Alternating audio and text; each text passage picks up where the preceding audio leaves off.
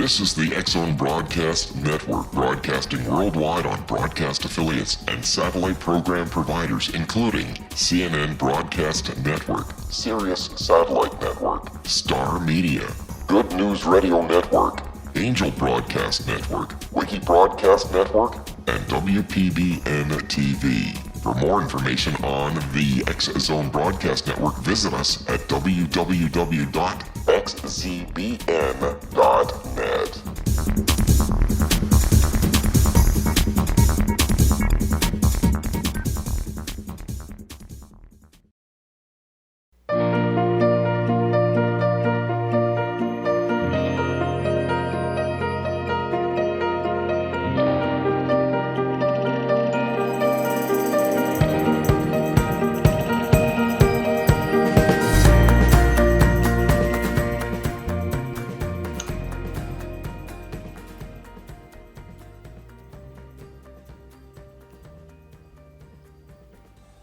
You are all invited to participate in my new radio show, Ask Dr. Gibbs. This is the first inaugural broadcast. I first want to thank Rob and X-Zone Radio and TV for the opportunity to get this on the air. I will go over this morning I want to go over the aim of the show, and I want to give you an idea of why me, and the format, what I plan to do from week to week. And most of all, I hope you all will continue to tune in. And if you like the program, ask a friend to join you. Matter of fact, ask all your friends to join you and see if we can't make this into a really interesting show. I think it's going to be original and different, and it's based upon many decades of my experience. Let me give you an overview of what I'm aiming to do. The format or the content is the outgrowth of 5 of my major interests. The top of the list will explore the largely uncharted territory of the intellectual challenge and emotional power of meaningful coincidences, or as they're commonly known as, synchronicities. Questions include what is the origin of these messages and how best to interpret and use them. My additional interests aim to provide fresh perspectives on issues which seem to defy resolution. These include providing a method for police and citizens alike in intervening to de-escalate potential violence. Another issue is effectively learning how to manage anxiety, depression, frustration, and stress, usually without the need for drugs, and a cost-effective outline for preventing and treating heroin addiction, which obviously is a major problem. And last but not least is offering a criteria for determining if you need psychotherapy, answering such questions as who should you see, how does change come about, how long do you have to be in it, how do you know it works, and the likes. A little bit about me. I am a psychoanalyst in terms of what I do for a living. I practice in New York City. I've been doing it for decades now. These interests developed largely in terms of working with patients and coming up against what often seems to be an unsolvable problem. Each of these particular issues, as you all know, is current and is seemingly overwhelming the best minds to deal with them. I don't have to mention in the papers the daily listing of heroin overdoses, or the latest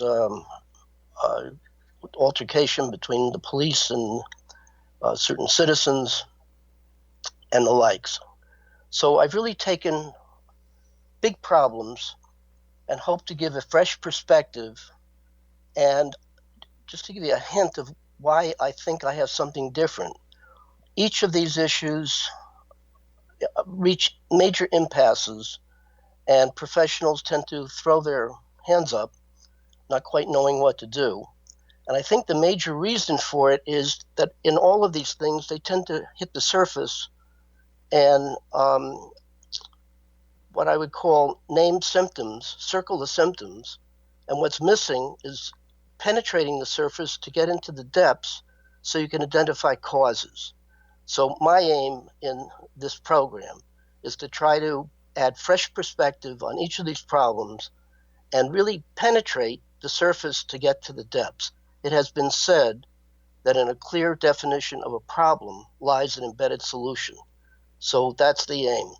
How do we get there? That's why you all are here, and I am appealing to each of you that can identify with one or more of these problems to send in your questions, and I will try to give you a direct answer. I will obviously choose among the questions that I get that are most relevant or most broadly appealing each week and try to answer them. In addition to which, since there are 5 issues, probably the format will select one of the issues to concentrate on each week.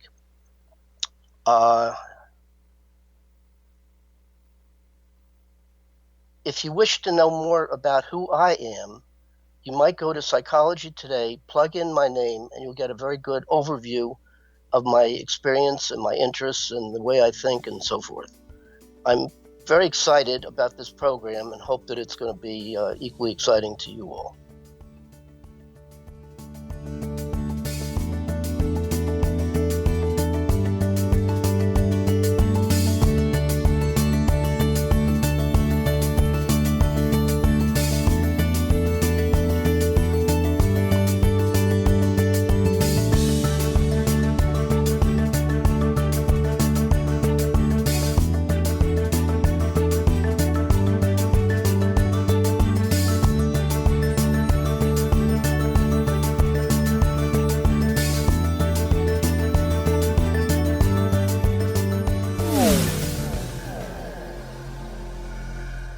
This is Kevin Randall. For nearly 30 years, I have been investigating the case of the Roswell UFO. I have interviewed hundreds of people and stood on the crash site. Now in Roswell in the 21st century, I have reviewed dozens of hours of audio and videotaped interviews, examined hundreds of files that relate to the crash, and have returned to Roswell in an attempt to put all that information into the proper perspective. For the first time in Roswell in the 21st century, I have made a dispassionate reevaluation of all that material and provide a new look at what happened. This is a book that clears away all the clutter that has hidden the truth for so long, strips away the various lies that surround the case, exposes the Air Force attempts at cover-up, and found a core of solid information that tells us all where the case stands today. Roswell in the 21st century will be available in just a few weeks. For more information, please visit my website at www.kevinrandall.blogspot.com.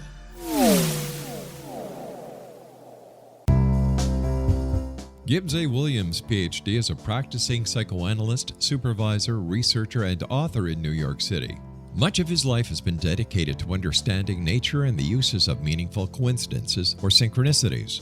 His radical and original non-Jungian, non-mystical, non-magical theory of synchronicities illuminates much of the fog surrounding this challenging and perplexing topic.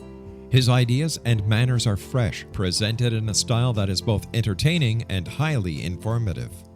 He is also an expert on crisis intervention, specially focused on violence reduction for the police and citizens, mastering anxiety, frustration, and stress without the use of medication, and effectively preventing and treating heroin addiction. Dr. Williams can be contacted at his email address at gwwilliamsny11@aol.com or visit his website at www.drgibbswilliams.com.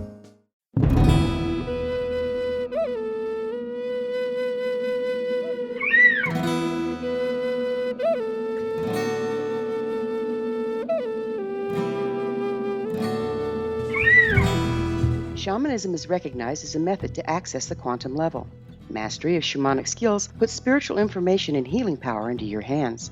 Path Home Shamanic Art School, a bonded Colorado certified occupational school, has met rigorous state standards, ensuring its director and instructors have the qualifications to teach the shamanic arts. Path Home offers its certification program in blocks of study.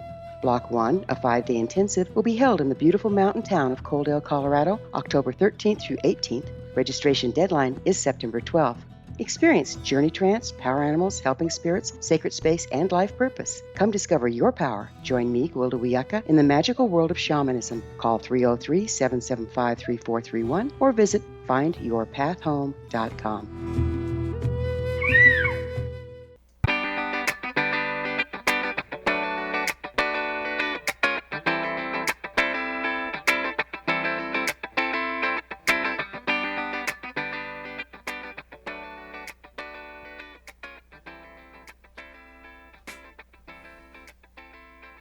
Welcome back to Ask Dr. Gibbs show.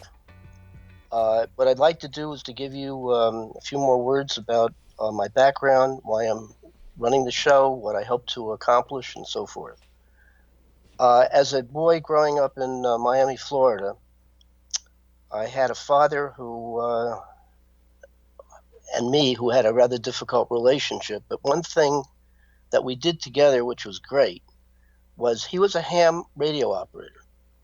And he used to contact people all over the world. And I would sit in amazement when he would contact his moniker, as it's called, was W4KLL, which stood for W4 Kissing Lovely Ladies.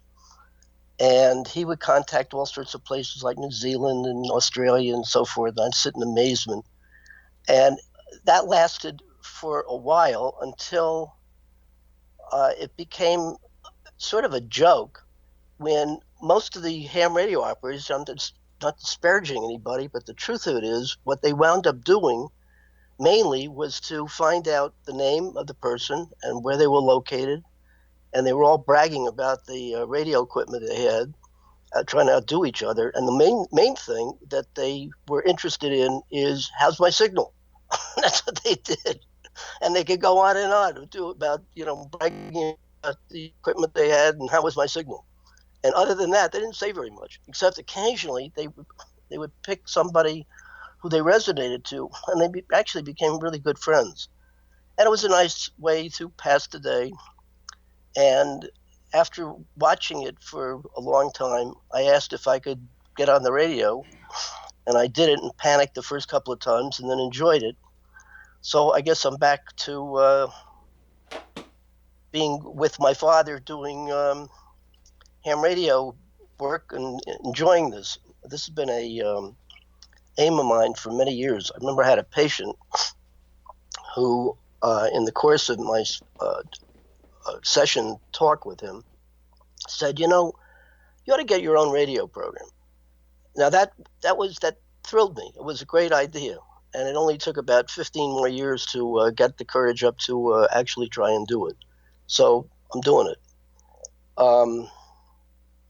As I said, I'm a practicing psychoanalyst in New York City. I love my work. And as I said before, if you wish to get more knowledge of who I am, go to Psychology Today, plug in my name, you'll get a very good overview. I also want you to go to, I have two websites where you can get a very good idea of the way I think. I have some original papers on most of these topics. One of the websites is drgibbswilliams.com. The other is, I think I forgot the name of my original, gibbsonline.com.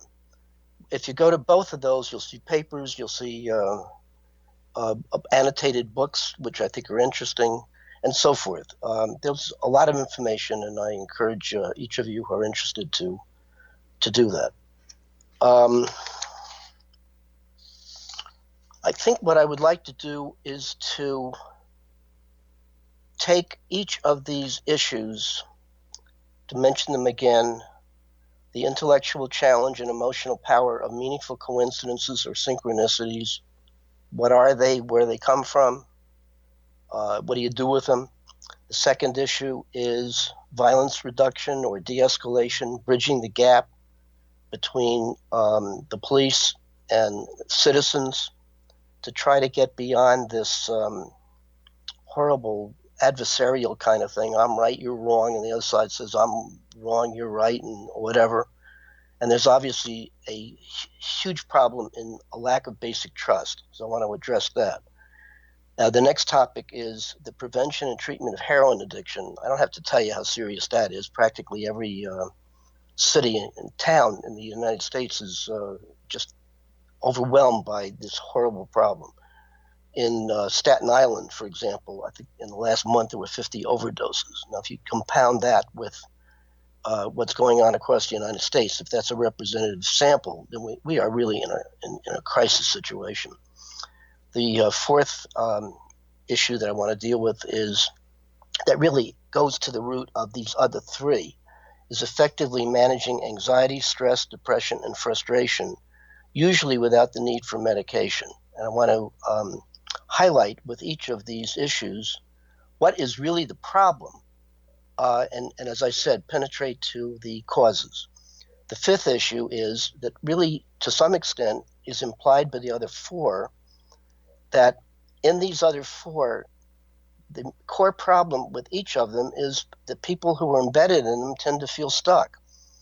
For example, people often have synchronicities at a point where they have hit a kind of psychological impasse, and they really have a crisis, usually of identity or what to do with their energies. So they're either stuck with respect to themselves and or what they do, like for a living or relationships and so forth. In violence reduction, obviously, there's a huge problem that it can be seen between the increased tension of both groups and that split second before violence occurs, irrespective of which side does it. And it's in that split second that the key to success, I think, is going to be found. And I think I have an original attitude or treatment of it that can be incorporated in training. And training for not just the police, in a way, training for the citizens as well. This leads then to heroin addiction, and I'm very much interested in the problem of as I say, causes. And part of this stems from my baptism of fire when in 1966, 67, as a fledgling psychotherapist, I got a baptism of fire working with raw addicts in a novel and innovative treatment program, therapeutic community by the name of Odyssey House, which still exists today. And I worked there for 17 months and had an incredibly powerful experience. Just to give you a hint of what I went through, for the first 5 months, I thought it was my spiritual Garden of Eden. The next amount of time, it switched. It still stayed the Garden of Eden under certain conditions, but good started to merge with bad. And the next amount of time, I experienced myself as being in the bowels of hell. I have a unpublished account of that incredibly life-defining experience, which I would like to share with you all, and perhaps find a way to finally get this thing published. In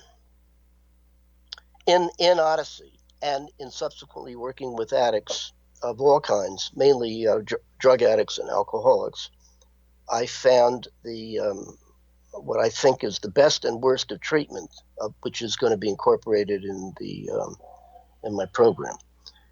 A lot of these three tend to be based on the fourth interest that I have of effectively managing anxiety, stress, depression, and frustration without the need for medication.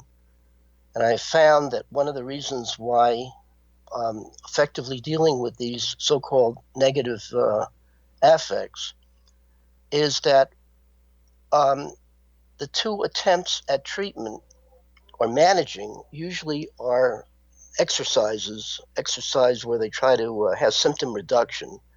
And there are any number of things like meditation or taking a hot bath or running or whatever that indeed do reduce the painful affects, but they don't tend to last. We need something that lasts and is cost effective. The major treatment for these things would apparently be pop a pill.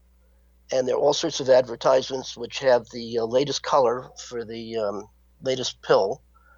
You're supposed to call your doctor, and they're probably overwhelmed with what do we tell these patients.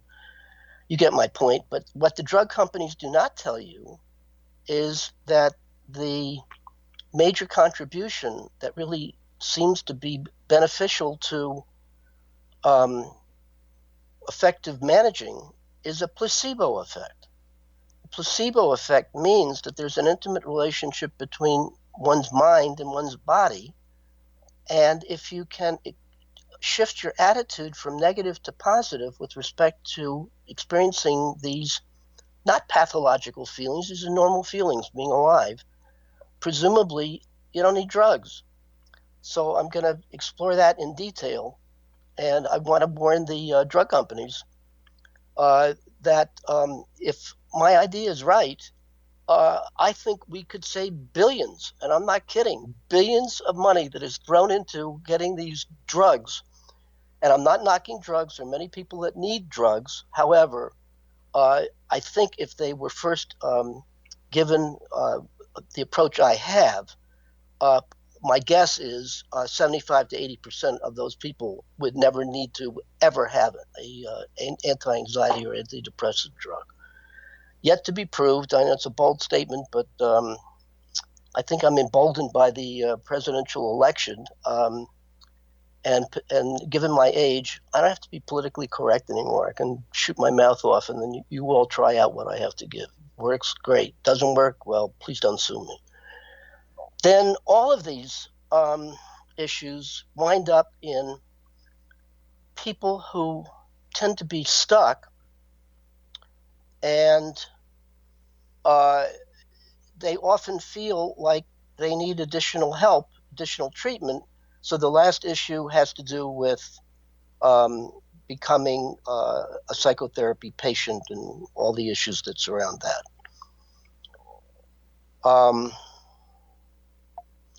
The first issue that I want to deal with in some detail, or as an introduction, is my favorite, which is all about synchronicities or meaningful coincidences.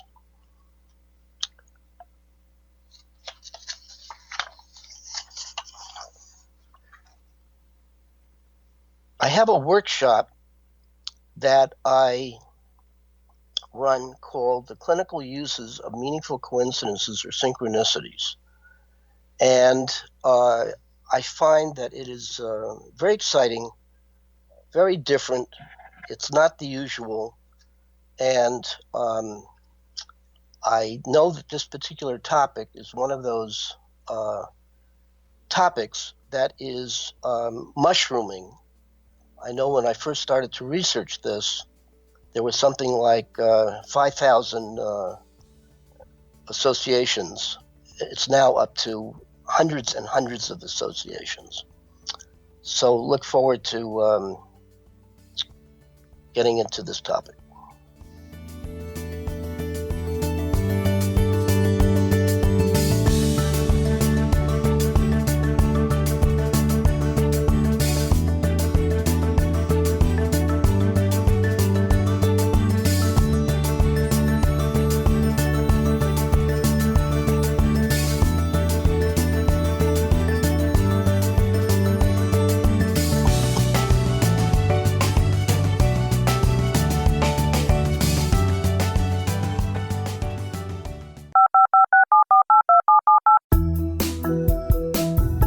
Did you know that when you're on the road with limited data or Wi-Fi, you can still listen to the X-Zone radio show with Rob McConnell, The Science of Magic with Gwilda Wiyaka, High Tech with Corey Kay, and every minute of the 24/7, 365 programming of the X-Zone Broadcast Network by calling 712-432-9459, courtesy of TalkStream Live. No smartphone, app, or internet needed. It saves your data plan, and it's free if you have unlimited minutes. Call 712-432-9459 to listen on any phone, anytime, anywhere. Remember, 712-432-9459 for the best of paranormal, new age, thought-provoking, sci-fi radio programming 24/7, 365.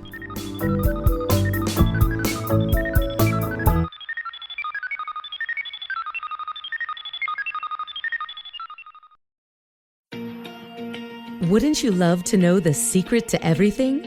Well then, meet Dr. Kimberly McGeorge and her cutting-edge breakthrough knowledge that combines science with possibility. Dr. Kimberly brings real-life answers and healing to those open to alternative solutions. She teaches solution-based programs and classes that will change all areas of your life forever. Specializing in conscious creation, intuitive readings, and energy medicine, you can rapidly shift health, relationships, business, and money in abundance challenges quickly. Receive her best-selling book, Secret to Everything, at no cost by going to secrettoeverything.com/X-Zone. That's right, transformation can start now. Just go to secrettoeverything.com/X-Zone and receive Dr. Kimberly's book for free.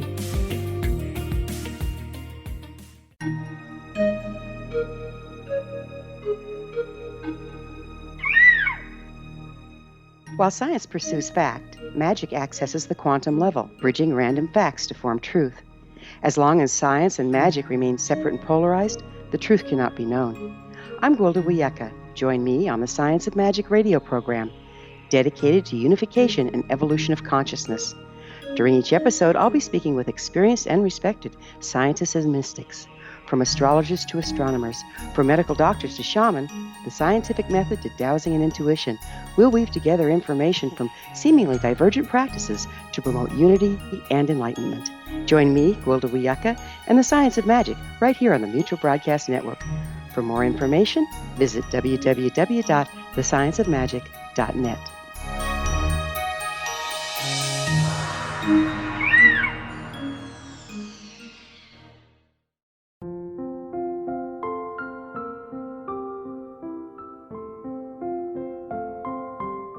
I am Dr. Carl O'Helvey, founder, president of a new cancer foundation focusing on evidence-based physical, mental, and spiritual interventions, including natural cancer cures, prayer, meditation, affirmations, nutrition, and other related holistic cancer prevention and cure modalities. These are used in cancer education, research, and financing care. I ask for your help to continue this important work by donating at www.holisticcancerfoundation.com.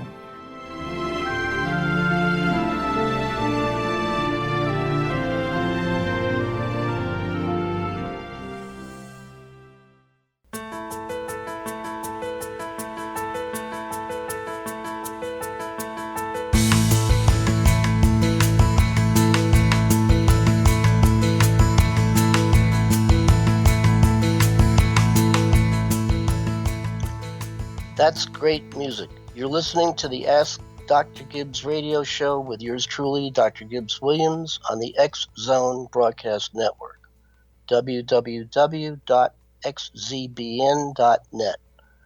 Please send me your questions to askdrgibbs@xzbn.net and visit my website at www.drgibbswilliams.com. During this segment, I want to dive more deeply into the nature of meaningful coincidences and some of their uses. This is a topic which I have been researching for 50 years. And there have been occasions where during that 50 years, I'd ask myself, come on, how can you continue to explore something for 50 years? It's all been said. No, it hasn't. And just as I think I've gotten my hands around all that there can possibly be said, something else pops up. Another question needs exploration, and I'm not alone because, as I said, this topic is mushrooming. If you go to Amazon.com, and in addition to looking up my book called Demystifying Meaningful Coincidences, Synchronicities, The Evolving Self, the Personal Unconscious, and the Creative Process, in addition, take a look at the wide array of books on this subject. 3 of them probably introduced yesterday.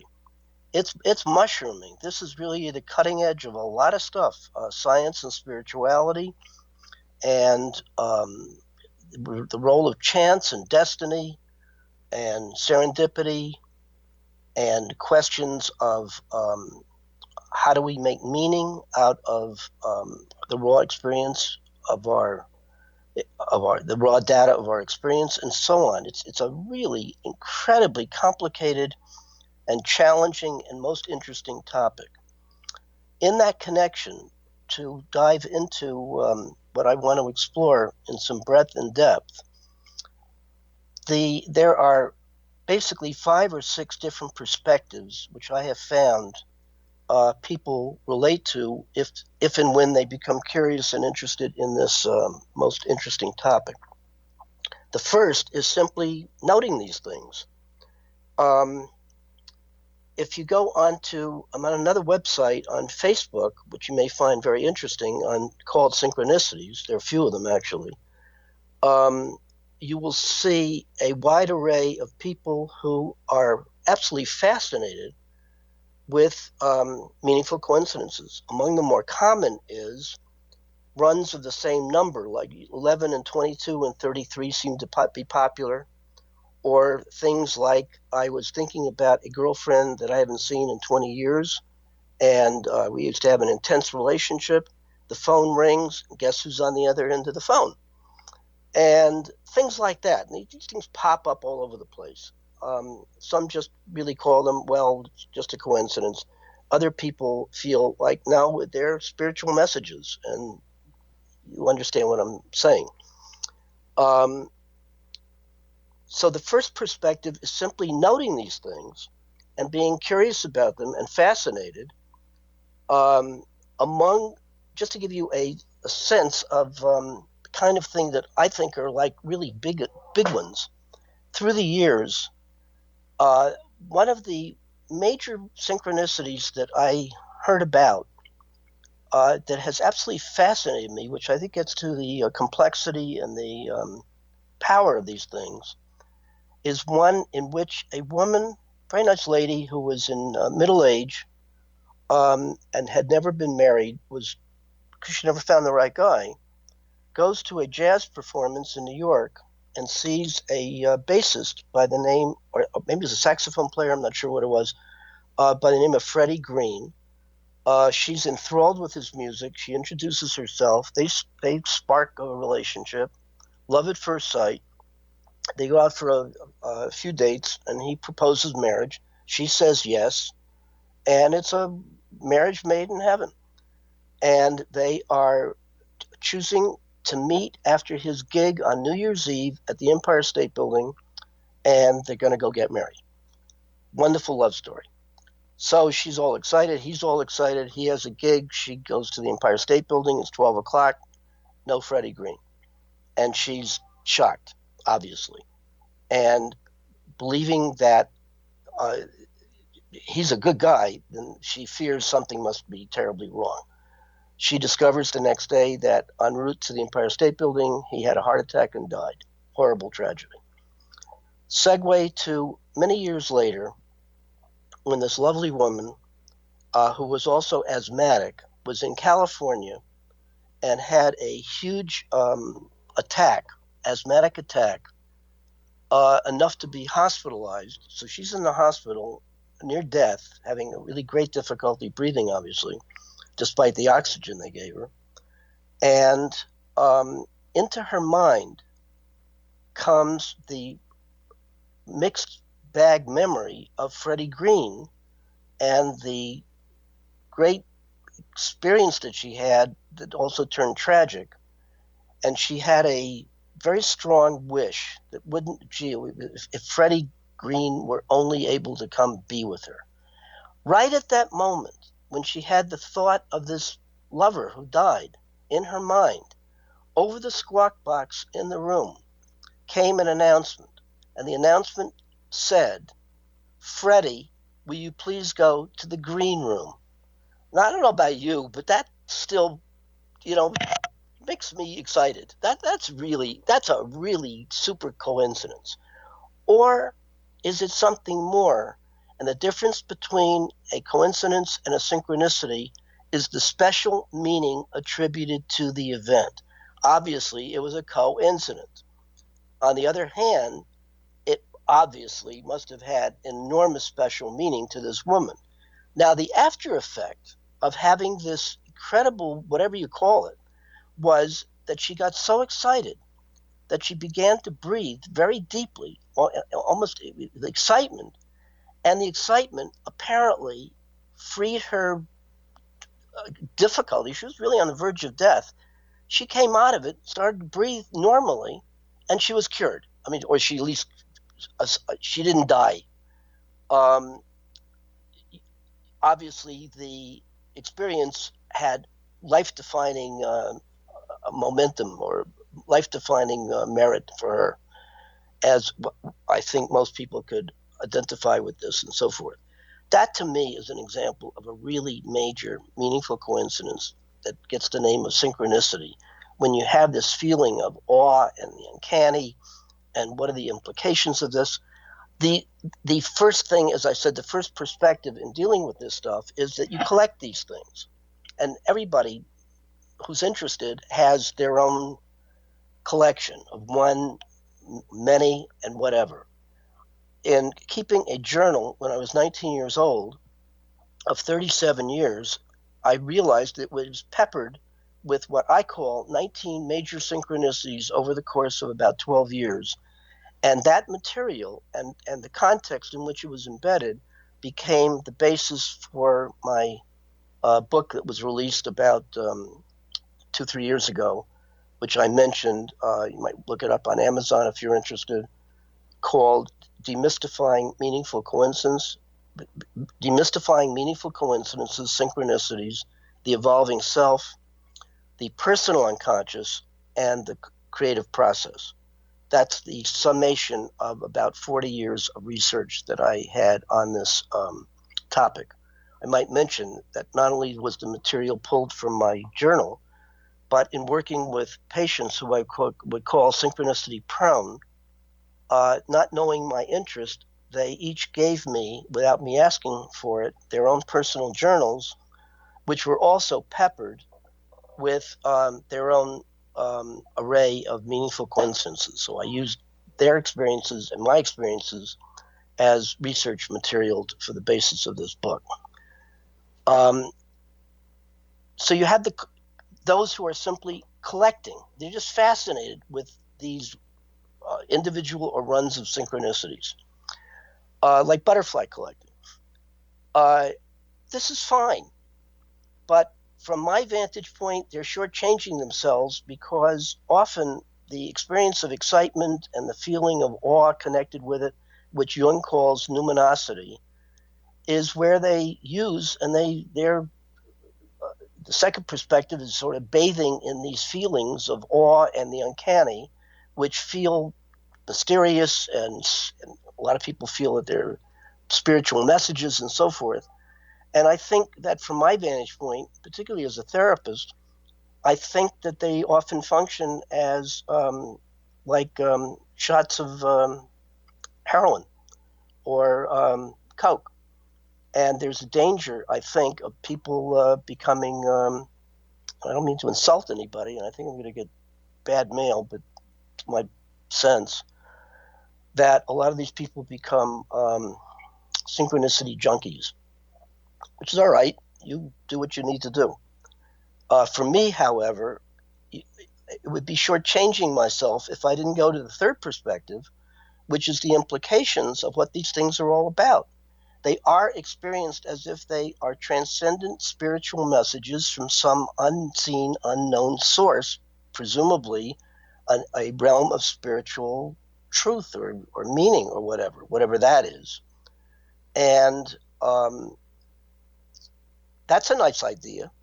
However, that has incredible implications.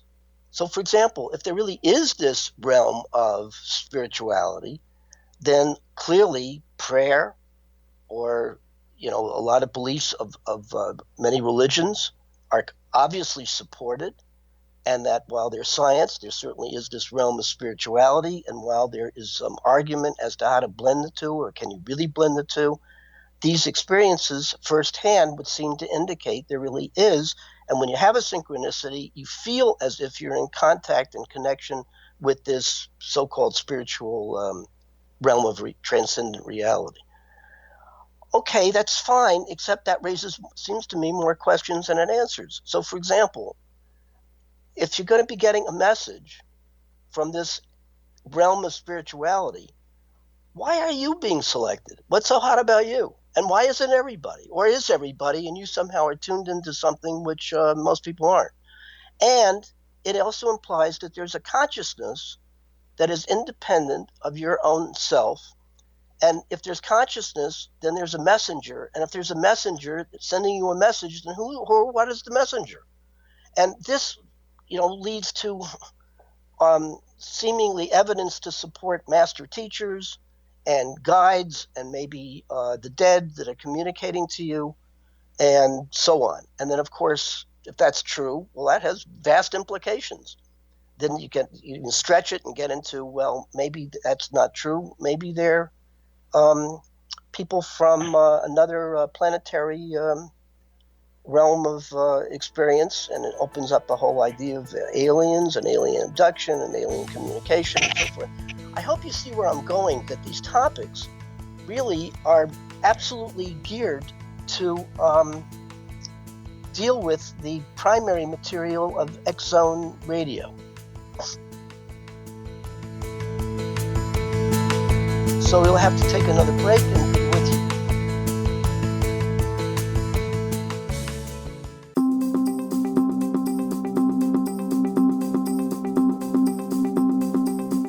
As host of Dialogue with Divinity, I am thrilled to join the X-Zone Broadcast Network and their growing number of affiliates. My quest for a connection to the divine ignited my successful career path as an international spiritual counselor for over 40 years, an author of 4 books, and well-known metaphysical educator. My clients call me their spiritual mama. So my job is to offer you a radio show to help you grow spiritually with wisdom and get specific tools from guests who are experts in their field. Tune in to Dialogue with Divinity and be part of the conversation with Spirit. My goal, your happy soul. For more information, please visit my website at johannacarroll.com.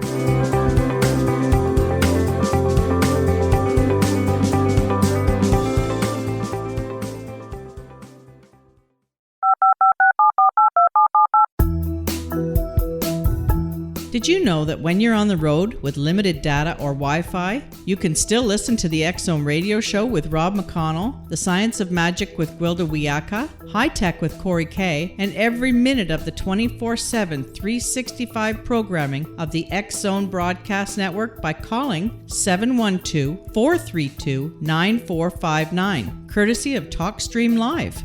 No smartphone, app, or internet needed. It saves your data plan, and it's free if you have unlimited minutes. Call 712-432-9459 to listen on any phone, anytime, anywhere. Remember, 712-432-9459 for the best of paranormal, new age, thought-provoking, sci-fi radio programming 24/7, 365.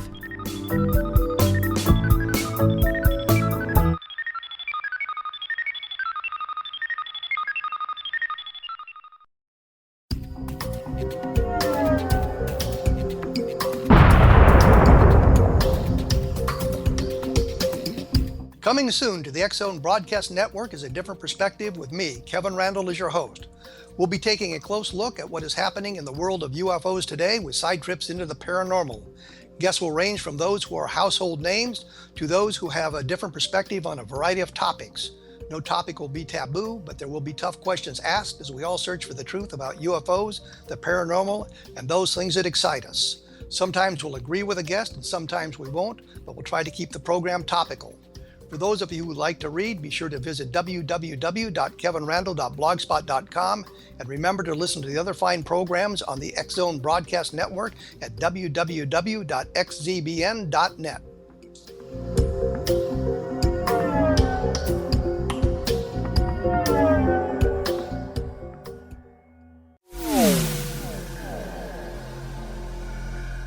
This is Kevin Randle.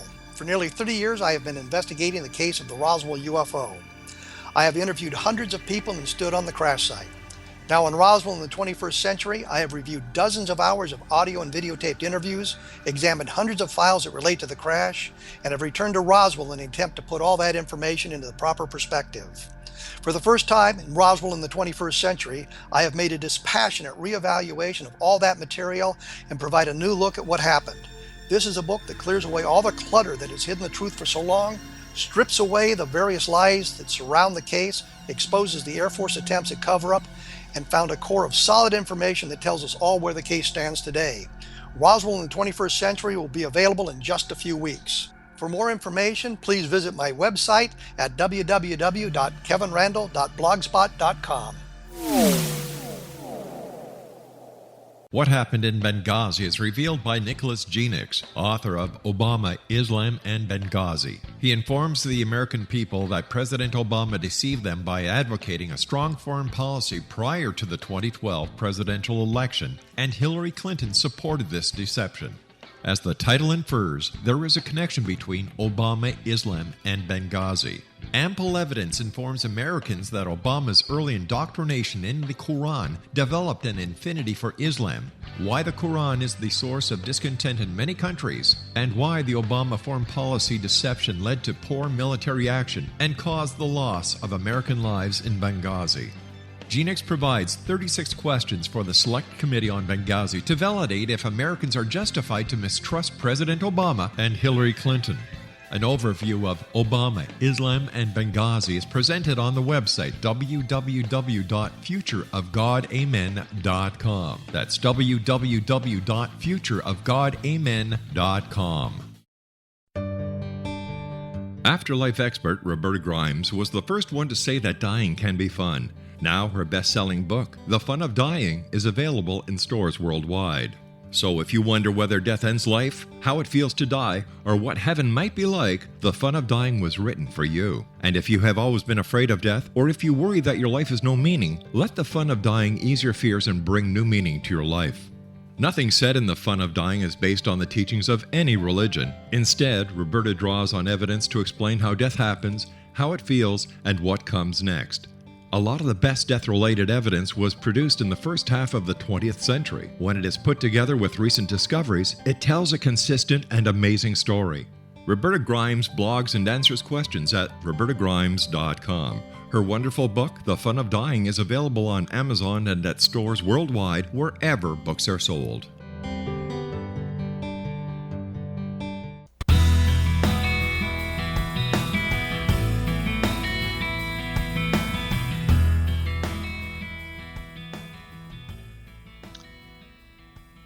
You're listening to Ask Dr. Gibbs radio show with yours truly, Dr. Gibbs Williams, on the X Zone Broadcast Network, www.xzbn.net. I hope you will be stimulated enough to send me your questions to Ask Dr. Gibbs at xzbn.net and visit my website at www.drgibbswilliams.com. We have about 12 minutes. I want to go a little bit more into what I propose to look at in depth and breadth with synchronicities, meaningful coincidences. The third perspective is the implications of for philosophy, spirituality, depth psychology, the esoteric occult, and science. The implications of these things is either they really are messages from some transcendent realm of experience, or they're not. And a lot of my research has to do with, well, how do you find out?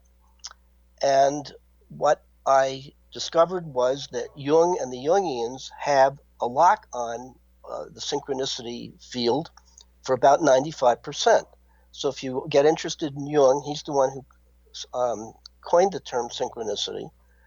And he was a follower of Freud until he had a major break.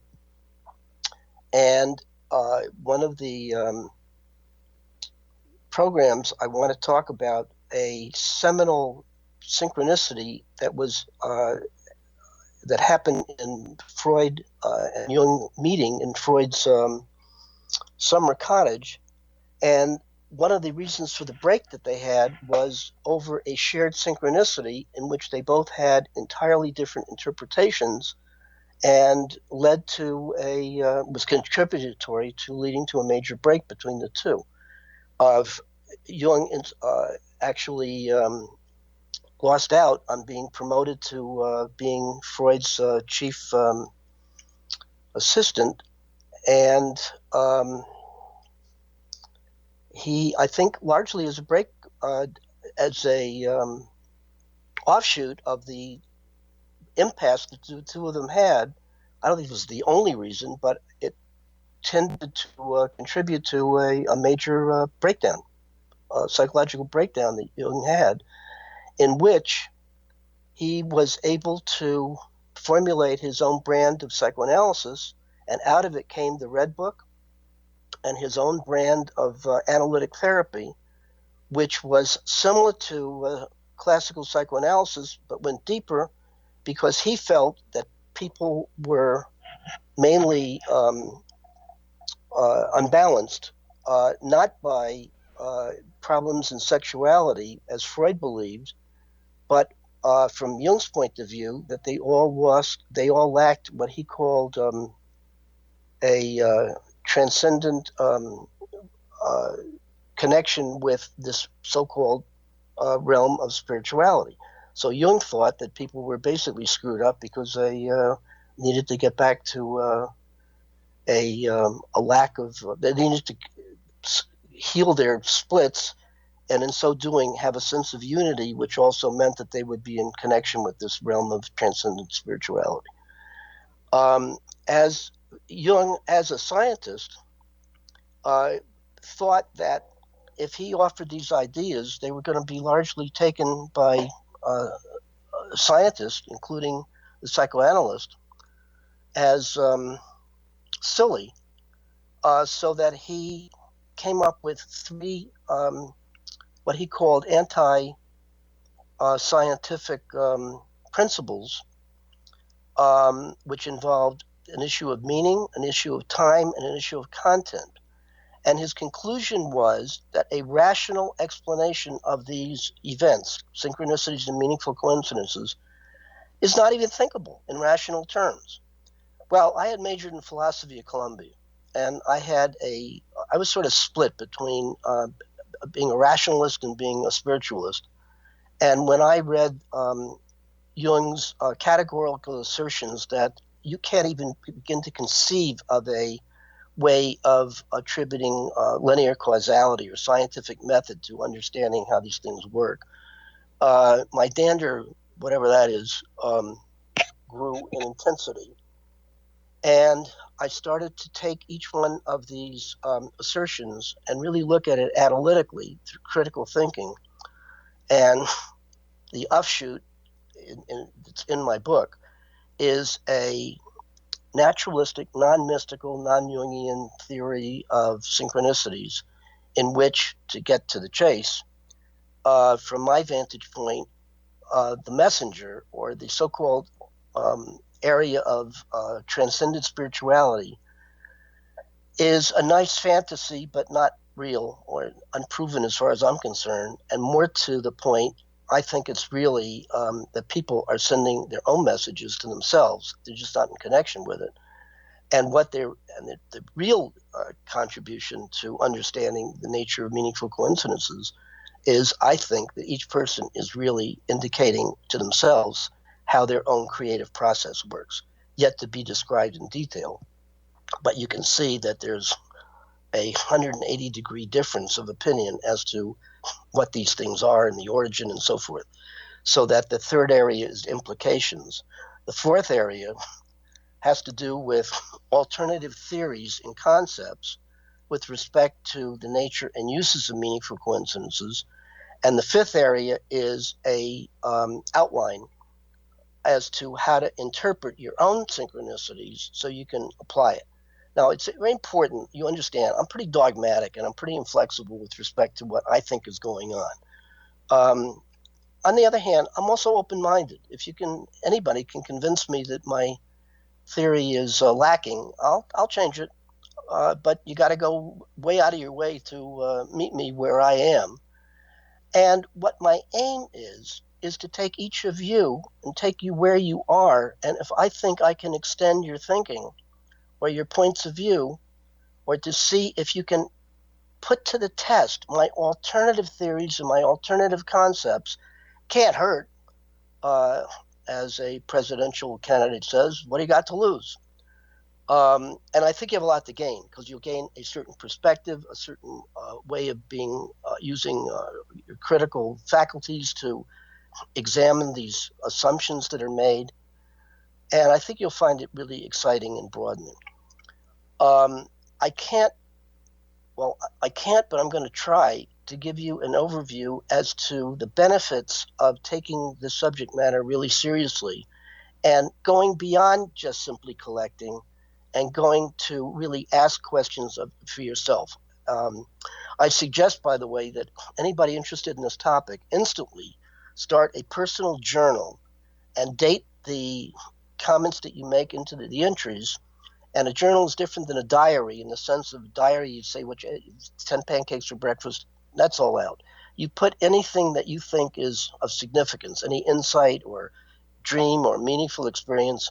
And then if you have a synchronicity, write it out and embed it into the date so you have an idea of the context out of which these things are springing. And that's really the key, I think, to interpretation. Won't be able to go much further at the moment. What I want to do in subsequent shows is to give you an introduction as to the subject matter, the police de-escalation, the tolerating negative affect, and who or what, why should you go into therapy, how do you know it's good for you, what therapy, the 365 therapies. You can't go into all of them simultaneously, but they must work for somebody. But the issue is not what works. They all work. The issue is what works best, and I aim to give you a criteria for selecting, should you go into therapy at all? What method should you go into? What are your expectations? How do you know what to say? How do you know what to do? How do you know how to evaluate? How do you get unstuck? How does change occur? And so on. So I hope that I have sufficiently stimulated at least a few of you to join in and ask your friends to join in. And please critique what's happening. If you are turned off, please tell me. If you think I should go in a different direction, tell me. I'm very open-minded, and I'll listen to everybody, and I'll try to respond to all of you. As I said, if you want to know more about me, please go to Psychology Today, plug me in. Please go to my website. And send your questions to Ask Dr. Gibbs at xzbn.net. Visit my website at www.drgibbswilliams.com. On my gibbsonline.com is another website. I'm on Facebook. You might look at the, I think there's a page called Ask Dr. Gibbs. There's also a mention in I have my own page, Dr. Gibbs Williams, and there is a website called Synchronicities on Facebook, which I think might interest you. I very much appreciate the opportunity.